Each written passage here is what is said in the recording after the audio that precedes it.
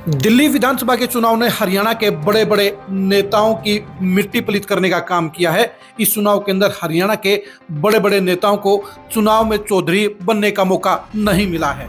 चाहे कांग्रेस हो या फिर बीजेपी हो, दोनों ही सबसे बड़ी पार्टियों ने हरियाणा के बड़े नेताओं को तवज्जो नहीं दी है।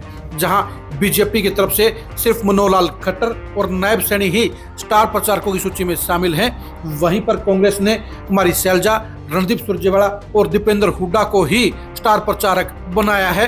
बाकी के 99% बड़े नेताओं को इग्नोर कर दिया गया है। आखिर हरियाणा के वो कौन कौन से बड़े नेता हैं जिनको दिल्ली चुनाव में बड़ा झटका लगा है और जिनकी इमेज और बड़े रुतबे को पार्टी के हाईकमानों ने ही नकारने का काम किया है। दिल्ली चुनाव को लेकर हरियाणा के नेताओं के असली हालात को जानने के लिए आज की इस खरी खरी खबर को गौर से देखिए।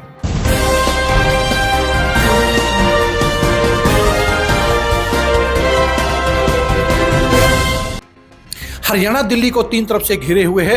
हरियाणा के लाखों लोग हर दिन दिल्ली में रोजगार के लिए और बिजनेस के लिए जाते हैं, लेकिन इस बार के चुनाव में सबसे अलग बात जो है वो ये है कि इस बार हरियाणा के नेताओं की दिल्ली के चुनाव में चौधर नहीं है। यानी हरियाणा के नेताओं को दिल्ली के चुनाव में इस बार बड़ी रिस्पॉन्सिबिलिटी नहीं मिली है।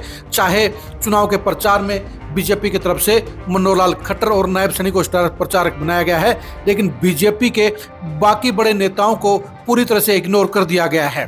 केंद्र सरकार में लगातार 3 बार के मंत्री राव इंद्रजीत सिंह और केपी गुर्जर को लेकर सबसे ज्यादा आश्चर्य हो रहा है, क्योंकि दोनों हरियाणा की सियासत में बड़े नाम हैं।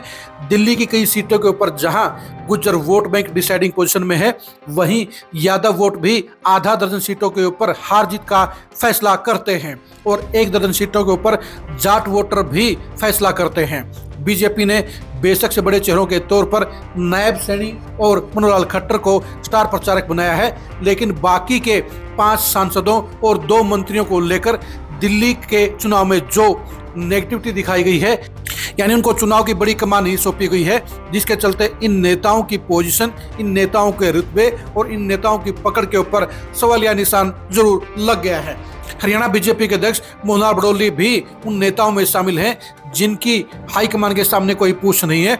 वैसे भी वो एक रेप के मामले में फंस गए हैं, इसलिए बीजेपी उन्हें दिल्ली के चुनाव में उतारकर कोई नया पंगा, नई मुसीबत लेना नहीं चाहती है और इसलिए उनको भी चुनाव से दूर रखा गया है। कांग्रेस को लेकर भी यही सेम हालात हैं। हरियाणा कांग्रेस के अध्यक्ष उदय भान को इस चुनाव में कोई भी बड़ी जिम्मेदारी नहीं दी गई है।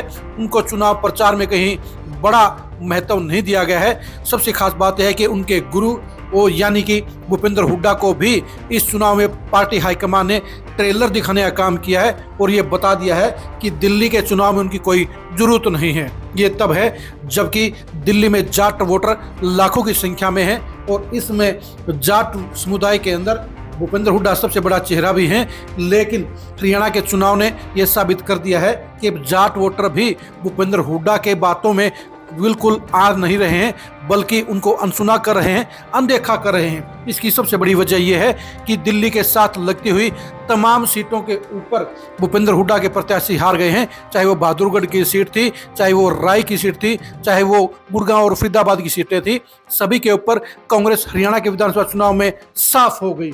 यही वजह है कि हरियाणा के जाट वोटरों के मिले हुए खराब रिस्पॉन्स के कारण ही कांग्रेस हाईकमान ने भूपेंद्र हुड्डा को दिल्ली के चुनाव में कोई चौधर नहीं सौंपी है, उन्हें बड़ा जिम्मा नहीं सौंपा है। यानी उनके करिश्मे को लेकर भी अब कांग्रेस हाईकमान को ये लग रहा है कि उनका जमाना जा चुका है। उनके बलबूते पर हरियाणा में जहां कांग्रेस साफ हो गई, वहीं दिल्ली चुनाव में भी हुड्डा के कारण कांग्रेस को कोई फायदा नहीं होगा। कांग्रेस के बड़े नेताओं में से कुमारी शैलजा, रणदीप सुरजेवाला को जहां उनकी हाईकमान के प्रति समर्पण के कारण ही स्टार प्रचारकों में जगह मिली है, वहीं पर दीपेंद्र हुड्डा को भी प्रियंका वडेरा के नज़दीक होने का फायदा मिला है। यह भी कहा जा रहा है कि उन्होंने स्टार प्रचारकों की सूची में खुद को शामिल करने के लिए प्रियंका वडेरा के आगे गुहार लगाई और उसके बाद ही उनका नाम सूची में शामिल किया गया है।